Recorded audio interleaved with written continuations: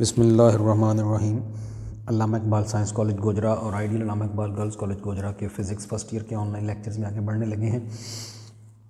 Chapter number 9 की theory का ये लास्ट टॉपिक है आपके स्मार्ट सिलेबस का। डिफ्रैक्शन पोर्शन इस चैप्टर का जो है उसका तीसरा लॉन्ग क्वेश्चन है। इससे आगे भी एक टॉपिक तो है ये आपके सामने पोलराइजेशन, लेकिन आपके स्मार्ट सिलेबस में अब नहीं है, तो ये हम स्किप कर देंगे, ये छोड़ देंगे। तो ये तकरीबन कोई आधा कुछ सफ़ा इधर है ये नोट्स का और आधे के करीब ही ये है, तो तकरीबन एक पेज का लॉन्ग क्वेश्चन है आपके नोट्स पे। कुछ मैं पहले ही बता दूं, 2-3 स्टेप्स हैं जो इस जगह पे कहीं आने हैं, मिसिंग हैं। ये उसी तरह के हैं जैसे पिछले भी 2-3 टॉपिक्स में आपको याद होगा, मैंने कहा था बस ये 1 या 2 स्टेप्स हैं जो यहाँ करने हैं, तो वो मैं थोड़े से आपको यहाँ बताने वाला हूँ थोड़ी देर बाद। ये आपने इस जगह पे करने हैं। वो क्या स्टेप्स हैं जी, उनकी बात करते हैं। और ये टॉपिक सारा ही स्टार्ट करने लगे हैं डिफ्रैक्शन पोर्शन का। मैंने कहा तीसरा और आखिरी long question, diffraction of X rays by crystals. सबसे पहली बात जो इंट्रोडक्शन में जो इसने ये 2-3 बातें की हैं, फिर उसका ये एक छोटा सा रिज़ल्ट भी है। सबसे पहली बात तो उसने ये की, उसने कहा जी जो एक्सरेज़ होती हैं बच्चों, इनकी जो वेवलेंथ है वो देखा गया कि तकरीबन 10⁻⁻10 मीटर की रेंज की होती है। यहाँ आपके नोट्स में थोड़ी सी कुछ मिसिंग है कुछ चीज़, ये देखें आपके सामने बता रहा हूँ रिकॉर्डेड वीडियो में। तो अब ऐसा ना हो कि जब आप टेस्ट दें कभी भी यहाँ ऑनलाइन क्लासों के दौरान या फिर बाद में जब कॉलेज की क्लास इंशाल्लाह लगेंगी तो आप कहें जी कि ये नोट्स में गलती थी तो इसलिए गलत लिखा है, ये मैं अब सही करवा रहा हूँ। एक्सरेज़ की वेवलेंथ होती है 10⁻⁻10, इसको सही कर लीजिएगा 10⁻⁻10, और साथ मीटर भी लिखना है, यूनिट भी है एम मीटर। और ये आपको मालूम होना चाहिए कि 10⁻⁻10 मीटर को एंगस्ट्रम भी कहते हैं, ये पता है आपको ऑलरेडी, तो यूँ लिख सकते हैं। तो पहला फिक्रा क्या है कि X rays are a type of electromagnetic radiation of much shorter wavelength of the order of 10⁻⁻10 metre और 1 एंगस्ट्रम। ये ए लिख के ऊपर छोटा सा जो दायरा सा लगा दिया तो ये एंगस्ट्रम कहलाता है। पहली तो बात ये हो गई कि एक्सरेज की इतनी होती है वेवलेंथ तकरीबन। और अगली जो बात बच्चों लिखी है, ये जब आपने डिफ्रैक्शन की का जो बेसिक इंट्रोडक्शन जिस लेक्चर में लिया था, जब स्टार्ट हुई थी डिफ्रैक्शन पोर्शन स्टार्ट हुआ था इस चैप्टर का, तो उस वक़्त ये बात हमने की थी जो यहाँ लिखी है। हमने कहा था कि डिफ्रैक्शन के जो असरात हैं, जो डिफ्रैक्शन के इफ़ेक्ट्स हैं, वो बहुत वाज़े होते हैं कब, जब वो जो अपर्चर का जो साइज़ है, स्लिट का जो अपर्चर है या जो ऑब्स्टेकल रास्ते में यानी है जो उसका साइज़ है, हमने कहा था कि ज़्यादा अच्छा है, बेहतर है कि वो वेवलेंथ ऑफ लाइट से छोटा हो, यानी वेवलेंथ लाइट की इवन लंबी हो और अपर्चर ऑफ द स्लिट या साइज़ ऑफ द ऑब्स्टेकल छोटा हो, या कम से कम उस रेंज का हो, मतलब उसके करीब करीब की वैल्यू हो। किसके करीब करीब? जितनी है वेवलेंथ ऑफ लाइट उसी साइज़ की तकरीबन ऑब्स्टेकल हो या उसके कंपैरेबल हो, उसके नज़दीक नज़दीक उसके साइज़ की हो, तो फिर डिफ्रैक्शन इफेक्ट बड़ा वाज़े होता है। ये बात याद होगी पहले लेक्चर में, इंट्रोडक्शन टू डिफ्रैक्शन में एंड पे जो 2 पॉइंट आए थे, 2 नोट थे, उनमें से एक था।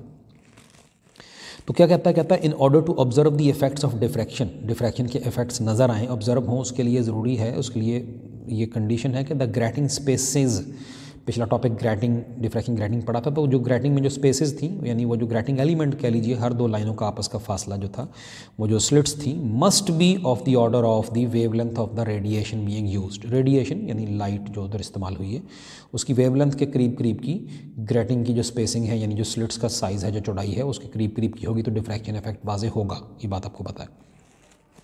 2 बातें हो गई अभी तक, एक तो एक्सरेज की वेवलेंथ इस रेंज की है जो मैंने बताई, और दूसरा ये कि जितनी किसी लाइट की वेवलेंथ होती है, किसी रेडिएशन की वेवलेंथ होती है, उसी के कंपैरेबल साइज़ की स्लिट्स होंगी अगर किसी डिफ्रैक्शन ग्रेटिंग वगैरह की, तो डिफ्रैक्शन के असरात वाज़े होंगे, ऑब्जर्वेबल होंगे।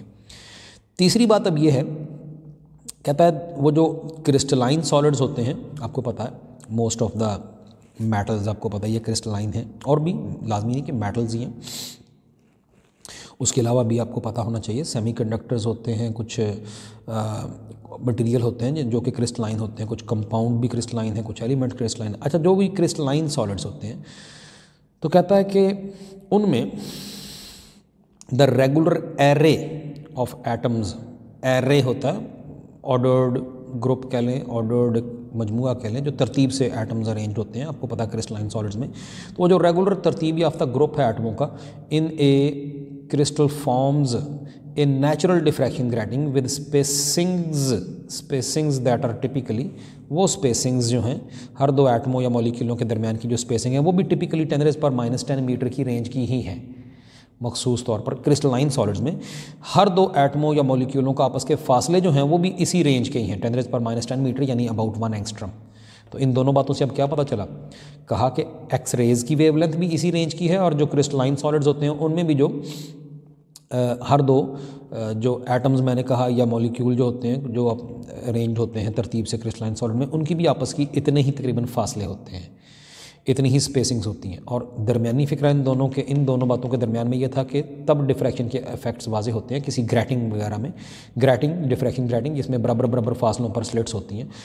तो जब स्लिट्स का दरमियानी फासला जो है वो वेवलेंथ की ही रेंज का हो, और एक्सरेज की वेवलेंथ भी उसी रेंज की है और क्रिस्टलाइन सॉलिड्स के हर दो एटमों या मॉलिक्यूलों के आपस के फासले भी तकरीबन इसी रेंज के हैं। इन बातों से फिर रिज़ल्ट ये निकला, इसका मतलब हुआ कि जो क्रिस्टलाइन सॉलिड्स होते हैं वो ऐसे बिहेव करेंगे एक्स रेज के लिए जैसे विजिबल लाइट के लिए आम डिफ्रैक्शन ग्रैटिंग डिफ्रैक्शन के असरात शो करती है। यानी जिस तरह डिफ्रैक्शन ग्रैटिंग के बराबर फासलों पर स्लिट्स होती हैं, तो ऐसे ही क्रिस्टलाइन सॉलिड्स के बराबर फासलों पर एटम और मॉलिक्यूलों के दरमियान स्पेसेस होती हैं। तो इसका मतलब हुआ hence the scattering of X rays from the atoms in a crystal lattice, वो जो नमूना क्रिस्टल का वो जो नक्शा होता है, लैटिस यानी स्ट्रक्चर होता है कि जी तरतीबवार जो जिस नक्शे पर अरेंज्ड होते हैं एटम और मॉलिक्यूल, उसको कहते हैं लैटिस। तो कहता है कि hence the scattering of X rays from atoms in a crystal lattice gives rise to diffraction effects very similar to those observed with visible light incident on ordinary grating.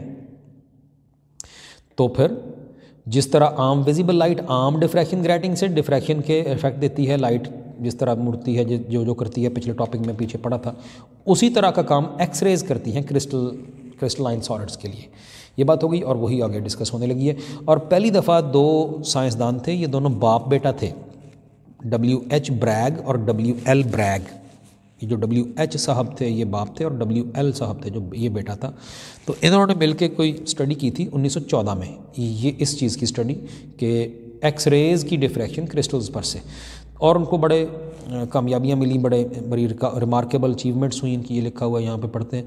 और उन्होंने फिर ये जो बातें अगली हमने देखनी है वो इन्होंने फिर हमें इसके फार्मूला वगैरह बना के दिए थे। तो कहता है the study of atomic structure of crystals का एटमी स्ट्रक्चर जो है, एटॉमिक स्ट्रक्चर जो है, यानी एटमों का आपस का जो किस तरह से अरेंज्ड है, तो वो जो क्रिस्टल्स का स्ट्रक्चर है, इसकी जो स्टडी थी बाई एक्स रेज की मदद से वाज इनिशिएटेड, ये पहली दफ़ा की थी 1914 में WH ब्रैग और WL ब्रैग ने, विद रिमार्केबल अचीवमेंट्स। इनको बहुत अच्छी कामयाबियाँ हासिल हुई थी इस स्टडी में।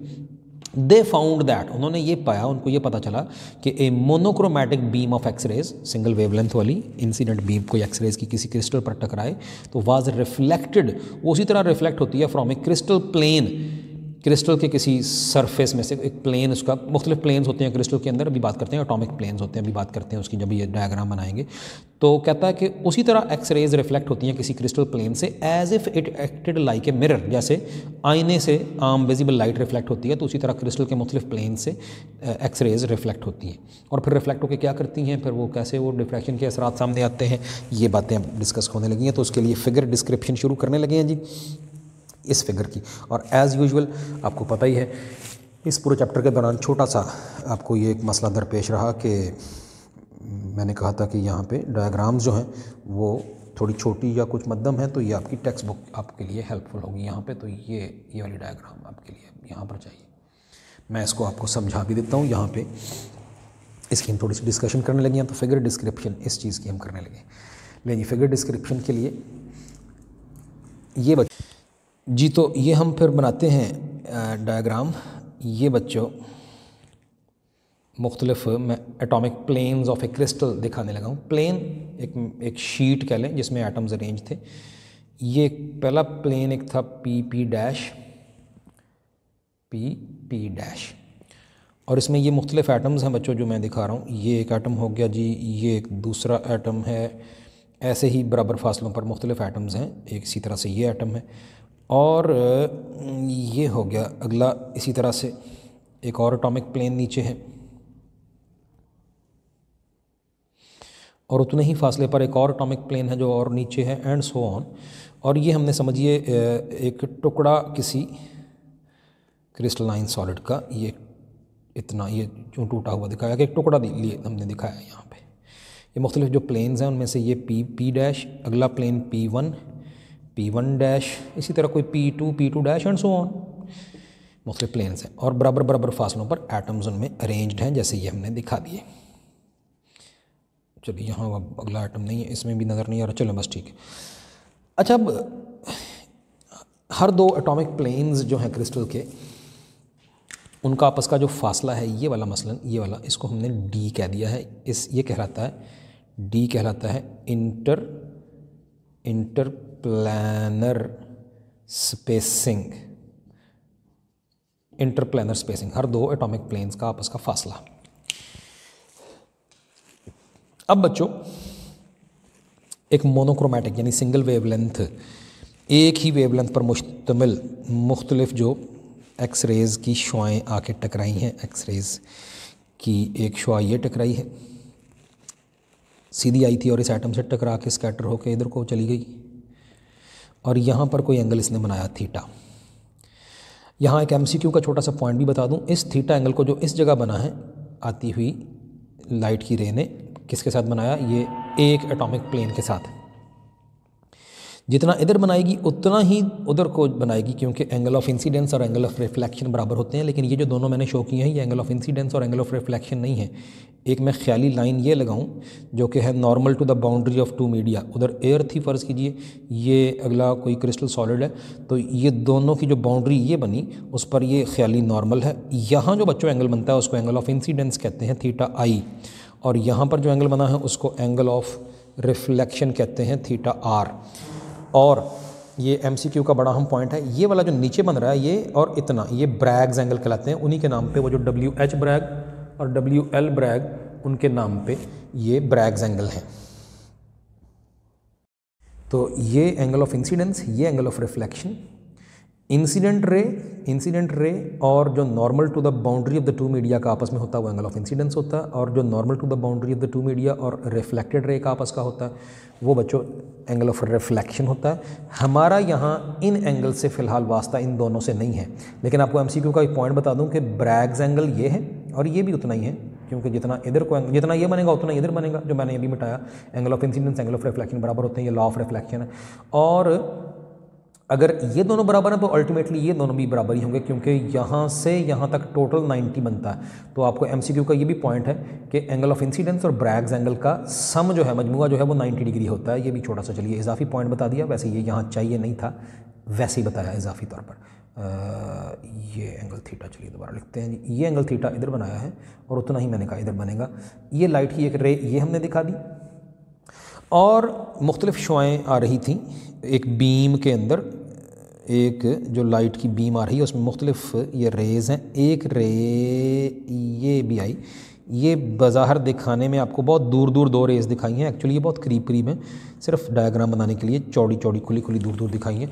ये दोनों की वेवलेंथ सेम है, एक ही बीम से, एक ही जो इंसिडेंट बीम थी लाइट की उससे दो रेज़ ये दिखाई। एक रे ऊपर से ही वापस इस एटॉमिक प्लेन से जो PP डैश प्लेन था, और दूसरी बच्चों P1 डैश प्लेन के जो इस जगह एटम था उससे टकरा के ये भी रिफ्लेक्ट होगी, ये भी रिफ्लेक्ट हुई। अब ये जो दोनों हैं ये जब उधर जाके मिलेंगी, इनकी सेम वेवलेंथ थी, एक ही सोर्स से दोनों आई थी, तो कोहेरेंट तो थी, मोनोक्रोमैटिक थी, कोहेरेंट थी। लेकिन गौर कीजिए कि अब जो यहाँ सिचुएशन बन गई है, ये पीछे वाले 2 3 4 टॉपिक्स में हमने बार बार बयान की है कि लाइट की एक रे ऊपर से ही उधर को चली गई, दूसरी नीचे से होके गई है, वो जो नीचे से होके उधर को गई है वो एक्स्ट्रा फासला तय करके गई है, एंड दैट एक्स्ट्रा फासला we call it path difference. याद आया जी? तो कितना है पाथ डिफरेंस इन दोनों का, ये देखने के लिए आपकी सारी पुरानी जानी पहचानी बातें मैं फिर से दोहराने लगा हूँ, जो बार बार कई जगह पे रिपीट हुई हैं। ये यंग डबल स्लिट एक्सपेरिमेंट का मामला जल्दी से दिखा दूँ। ये एक रे इधर गई थी A स्लिट में से, दूसरी B में से उधर को गई थी। जो छोटी वाली थी उससे फिर परपेंडिकुलर ड्रा किया था बड़ी वाली पर, बी डी था एक्स्ट्रा फासला जो नीचे से जाती हुई को तय करना पड़ा लंबी वाली रे को, और यही पाथ डिफरेंस है। और मैंने बताया था कि सारी शरारत इसी की है, मतलब सारी जिम्मेदारी इसी की है कि पी पॉइंट पे क्या बनना है, ब्राइट या डार्क। अगर ये एन लैम्डा है, कोई लैम्डा का मल्टीपल है तो वहाँ ब्राइटनेस बननी है। अगर कोई एन प्लस हाफ लैम्डा, यानी आपको पता है कि हाफ लैम्डा का कोई ऑड इंटीग्रल मल्टीपल ये पाथ डिफरेंस है तो वहाँ पे डार्क फ्रिंज बननी है। ऐसा ही कुछ यहाँ भी है। तो इस परपेंडिकुलर से आगे आगे दोनों रेज बराबर की हैं, सिर्फ ये पीछे इजाफी पाथ है जो निचली वाली को ऊपर जाने में तय करना पड़ा। अब कुछ ऐसी ही बात यहाँ भी करने लगे हैं, ज़रा देखिएगा। एक तो ऊपर से ही वापस, और जो नीचे से जाके वापस गई है उसको कितना एक्स्ट्रा पाथ नीचे जाने और वापस जाने में तय करना पड़ा। तो वो निकालने के लिए मैं छोटी वाली रे के ऊपर से यहाँ से परपेंडिकुलर ड्रा करता हूँ लंबी वाली रे पर, ख्याली परपेंडिकुलर, और इसको पॉइंट ए कह लेते हैं यहाँ ऊपर इस एटम पर, और यहाँ जाके ये इधर से ये परपेंडिकुलर ड्रा किया और ये पॉइंट बी कह दिया। और ऐसे ही अब मैं इधर मार्कर रखता हूँ तो ज़रा देखें, इससे पीछे पीछे ही दोनों रेज बिल्कुल बराबर बराबर हैं। इजाफी फासला जो तय करना पड़ा नीचे से होके इस दूसरी रे को, वो ये बी से सी तक और फिर सी से मज़ीद आगे। इसी तरह मुझे आगे यहाँ भी एक परपेंडिकुलर ड्रा करना पड़ेगा। ये ज़रा गौर कीजिएगा, इस परपेंडिकुलर से पीछे पीछे दोनों बराबर की हैं और इससे आगे आगे दोनों बराबर की हैं। वो जो इजाफी फासला इस रे को तय करना पड़ा नीचे आने में और फिर ऊपर को वापस जाने में, वो है इस पॉइंट को मैं बी डैश कह देता हूँ इस जगह पर। तो वो जो इजाफी फासला इस रे को निचली वाली को तय करना पड़ा उधर जाने में, गौर कीजिए वो कितना है, वो है B C plus C B dash, ये वाला प्लस ये, यानी यहाँ जो पाथ डिफरेंस है पी डी, पाथ डिफरेंस बच्चों वो है B C length plus C से लेके बी डैश तक की लेंथ। ये अब नोट कीजिए, याद रखिएगा, ये है पाथ डिफरेंस। और अगली बात बड़ी सिंपल है कि ये पाथ डिफरेंस ही अगर हुआ एन लैम्डा, यानी लैम्डा का कोई ना कोई इंटीग्रल मल्टीपल, तो फिर वहाँ जाके ये दोनों रेज कहीं जहाँ जाके मिलेंगी तो कंस्ट्रक्टिवली मिलेंगी। ब्राइट फ्रिंज यानी दोनों एक दूसरे को कंस्ट्रक्टिवली मिलके कंस्ट्रक्टिव सुपरपोजिशन करेंगी, मतलब ब्राइट फ्रिंज बनेगी। अगर ये विजिबल लाइट हो तो ब्राइट फ्रिंज, या बस ये समझिए कि रीइंफोर्स करेंगी। एक्सरेज विजिबल तो नहीं होती, रीइंफोर्स करना मतलब एक दूसरे को बढ़ावा देना, कंस्ट्रक्टिवली मिलना। तो फिर जहाँ कोई डिटेक्टर होगा, हमारी आंख तो इनको नहीं डिटेक्ट कर सकेगी, लेकिन कोई मशीनें, आपको पता है एक्सरेज मशीनों से डिटेक्ट हो जाती हैं। तो ये कौन से डिटेक्टर होते हैं, किस तरह के होते हैं, सेकंड ईयर में जाके इंशाल्लाह पढ़ने वाले हैं हम कभी इनके बारे में भी। तो डिटेक्ट हो जाएंगी ये एक्सरेज। तो यहाँ एक्सरेज की एक ब्राइट यानी रीइंफोर्समेंट डिटेक्ट होगी कि आपस में एक दूसरे को सपोर्ट किया है। कब? अगर ये वाला ये जाने और आने का पाथ जो है वो एन लैम्डा हुआ, तब रीइंफोर्स करेंगी। और हम यानी यही निकालनी है, कंडीशन फॉर मैक्सिमा कह लीजिए या कंडीशन फॉर रीइंफोर्समेंट कह लीजिए, ये हमने निकालनी है। इस टॉपिक में भी ऐसा ही है जैसा पिछले में था कि कंडीशन फॉर मैक्सिमा निकालनी थी। अब वो निकालने के लिए हम कुछ एक्स्ट्रा स्टेप्स करने लगे हैं। तो वो ये हैं कि इस डायग्राम में मैं ये जो ऑलरेडी दिखा गया हूँ, ये वाला फासला, ये ब्लू कलर से जो मैंने दिखाया था, चलिए इसको भी मैं यहाँ पर उसी तरह से ब्लू कलर से ये मैं दिखाने लगा हूँ। ये वाला वही डी है, ये वाला डी यही है।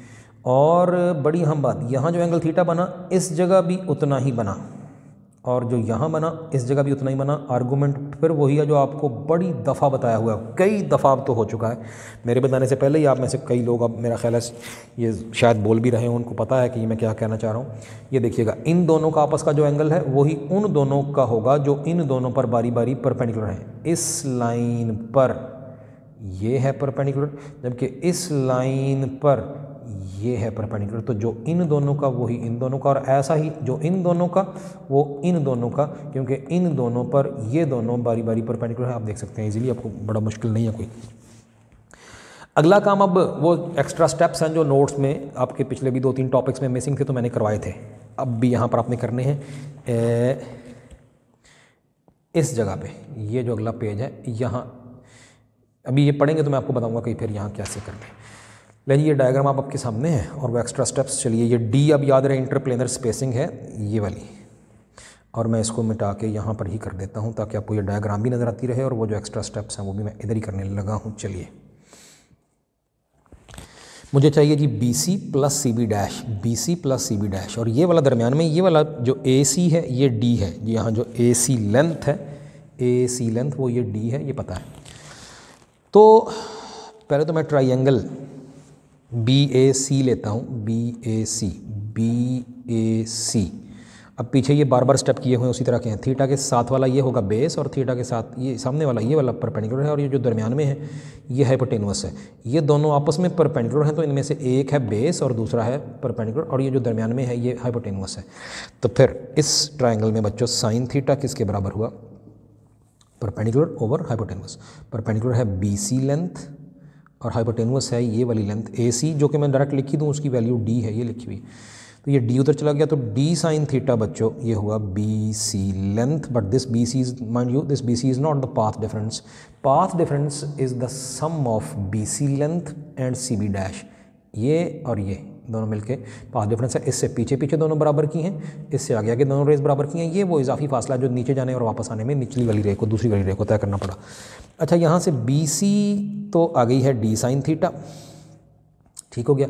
लेकिन इसी तरह से अगला स्टेप ट्रायंगल B-AC की बात करें, ये जो दूसरे साइड पे बनी, ज़रा गौर करें तो ये दोनों ट्रायंगल जो हैं एक दूसरे का ऐसा ही है जैसे मिरर इमेज है, यानी जैसी ये है बिल्कुल वैसी ही है। तो उसी तरह की फिर बातें इस पे भी लागू होंगी। B-AC इम्प्लाइज दैट यहाँ साइन थीटा होगा। कैसे होगा, क्यों होगा, मैं आप पे छोड़ता हूँ, बड़ी दफ़ा बता चुका हूँ। जो इधर किया था ऐसा ही यहाँ भी है। तो बच्चों ये होगा CB dash length divided by वही हाइपोटेन्यूस वही D।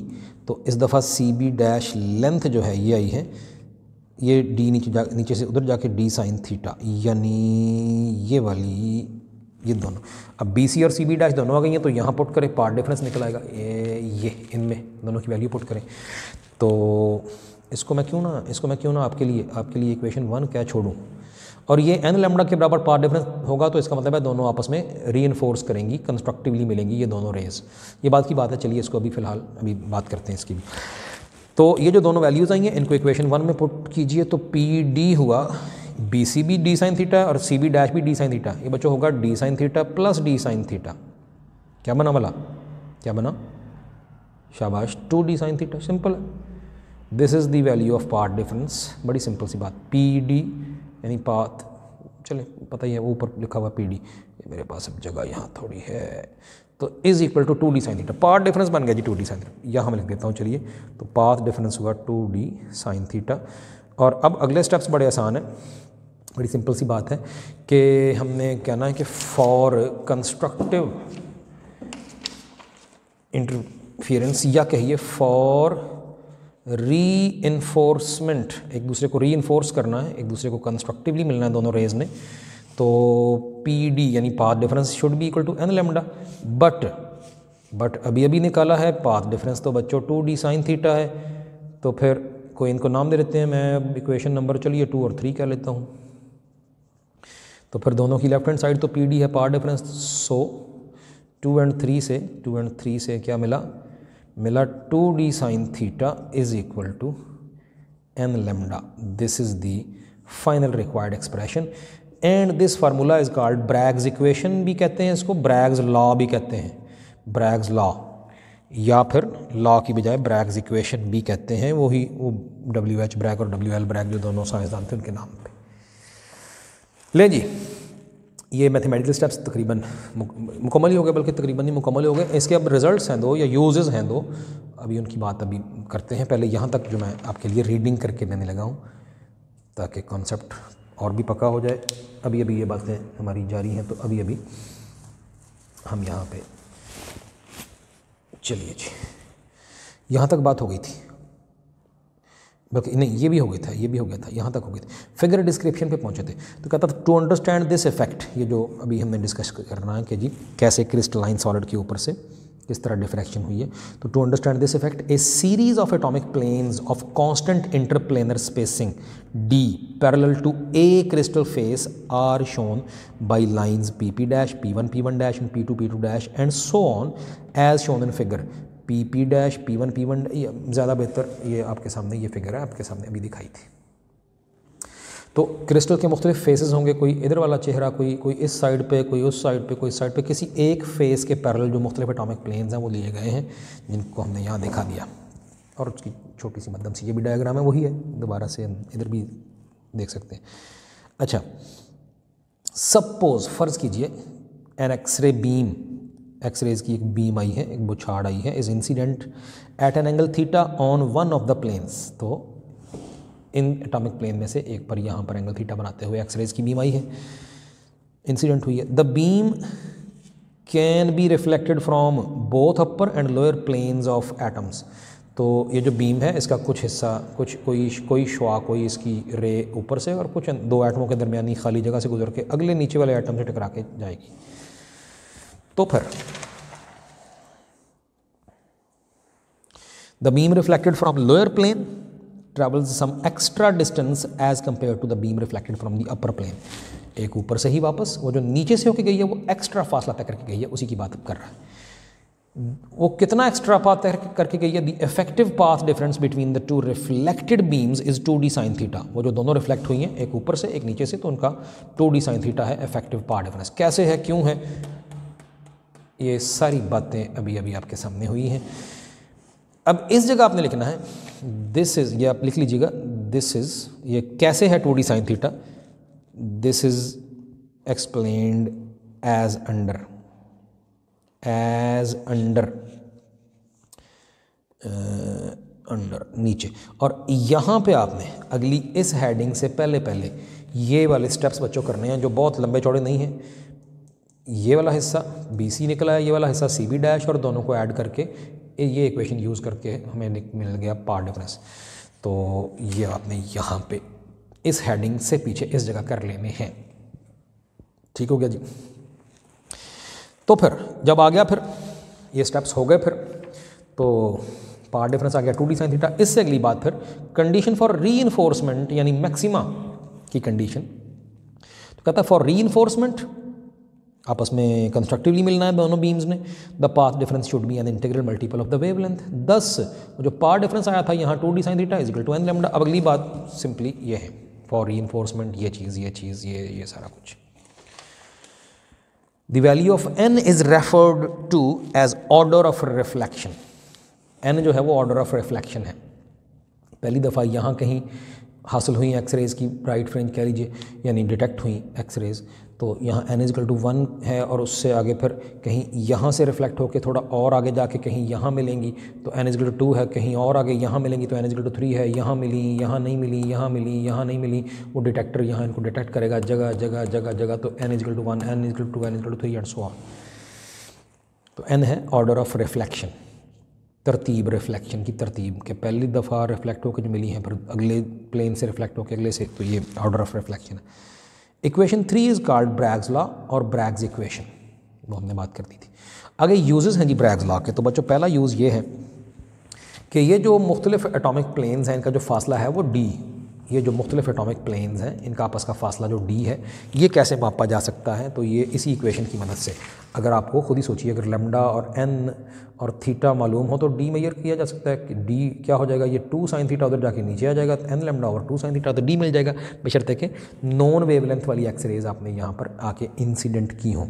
तो नॉन वेवलेंथ वाली एक्सरेज यूज़ करेंगे यहाँ पे जो यूज़ हुई हैं, और जो मैंने भी बताया कि ऑर्डर ऑफ रिफ्लेक्शन n मालूम होगा कि जी ये पहली दफ़ा यहाँ मिली हैं, फिर आगे दूसरी दफ़ा यहाँ, फिर तीसरी दफ़ा यहाँ ब्राइट फ्रिंज मतलब कंस्ट्रक्टिव इंटरफेरेंस है, यहाँ डार्क यानी नहीं मिली एक्सरेज डिटेक्टर को, यहाँ मिली, यहाँ नहीं मिली, तो फिर इस तरह से ये n इक्वल टू 1 2 3 वो भी नोन हो जाएगा कि कहाँ कौन सा n इक्वल टू 1 कौन सा 3 2 3, तो लैम्डा भी नोन, n भी नोन, और एंगल थीटा ईजिली मेजर हो सकता है। ये प्लेन ये पड़ा हुआ है वो क्रिस्टल, और जहाँ जाके मिली है कोई इनकी कंस्ट्रक्टिव इंटरफेरेंस शो हुई है, डिटेक्टर ने शो की कि यहाँ एक्सरेज की बीम आई है, मतलब एक्सरेज नमूदार हुई हैं कंस्ट्रक्टिवली, तो इस प्लेन से यहाँ से उस डायरेक्शन तक का एंगल इजीली मेजरेबल है, माप आ जा सकता है। तो थीटा मेजर हो जाएगा, लैम्डा n और थीटा मेजर हो तो d मिल जाएगा, यानी इंटरप्लेनर स्पेसिंग। यही पहला यूज़ है। कहता है ब्रैग्स इक्वेशन या ब्रैग्स लॉ इस्तेमाल हो सकता है। It can be used to determine interplanar spacing between similar parallel planes of a crystal if X rays of known wavelength are allowed to diffract from the crystal.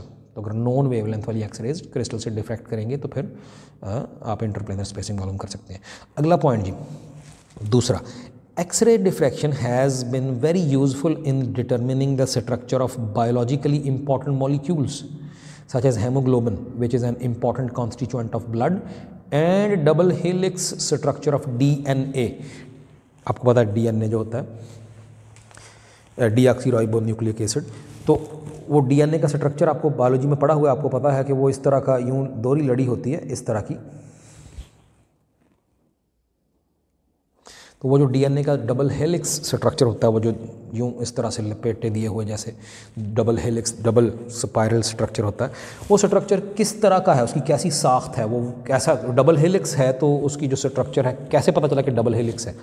और ऐसे ही वो जो कहा हेमोग्लोबिन का जो मॉलिक्यूल होता है उसका स्ट्रक्चर किस तरह का है। तो बच्चों इसी टेक्निक से देखें ना, आपको हर दो एटमों का अगर आपस का फासला इस तरह से कि इधर से कितना है, इसी तरह इस वाले प्लेन पर इधर से एक्सरेज इंसिडेंट होंगी तो फिर ये वाला फासला कोई हर दो एटमों का ये वाला मिल जाएगा, इधर से भी होंगी तो ये वाला मिल जाएगा। तो इसी फार्मूले को यूज़ करते हुए जब एटमों के आपस के फासले पता चल जाएं कितने कितने हैं, एक एटम यहाँ है, दूसरा यहाँ है, तीसरा यहाँ है, चौथा यहाँ है, तो फिर समझ आ गई कि कितने कहाँ कहाँ कौन कौन से एटम कितने कितने एटम एक से दूसरे पर, इधर को कितना है, इधर को कितना दूसरे के। तो पूरा एक मॉलिक्यूल कैसे बना उसका फिर एक शेप समझ आ जाएगी कि चौरस शेप का है, चौकोर शेप का, पिरामिड शेप का है, ट्रायंगुलर नुमा शेप का या राउंड शेप का मॉलिक्यूल है। तो इस तरह शेप समझ आ जाती है। ज़ाहिर है जब एक मॉलिक्यूल के मुख्तलिफ एटमों का आपस का फासला समझ आ जाए तो समझ आ जाती है कि किस शेप का पूरा मॉलिक्यूल है। तो इस तरह ये बायोलॉजिकली इंपॉर्टेंट दो बड़े अहम चीज़ें, एक तो हेमोग्लोबिन का मॉलिक्यूल और दूसरा डीएनए का स्ट्रक्चर इसी एक्सरे टेक्निक से ही पता चला था। यानी बायोलॉजी वालों को, बायोलॉजी के माहिरीन को ये फ़िज़िक्स ने बताया है, ये फ़िज़िक्स ने मालूम करके दिया है, फ़िज़िक्स की वजह से मालूम हुआ है हेमोग्लोबिन का भी डीएनए का भी, जो बायोलॉजी की बड़ी ख़ास तौर पर डीएनए आपको पता है जेनेटिक इंजीनियरिंग है बायोलॉजी की शाख, तो जेनेटिक्स में इसका बहुत ज़्यादा इस्तेमाल है। तो ये सारा का सारा फ़िज़िक्स की देन है, फ़िज़िक्स की वजह से बायोलॉजी वालों को बहुत सी चीज़ों की पता चला है, समझ आई है। लेकिन ये टॉपिक आपका यहाँ हम फिनिश करते हैं जी। Thank you very much.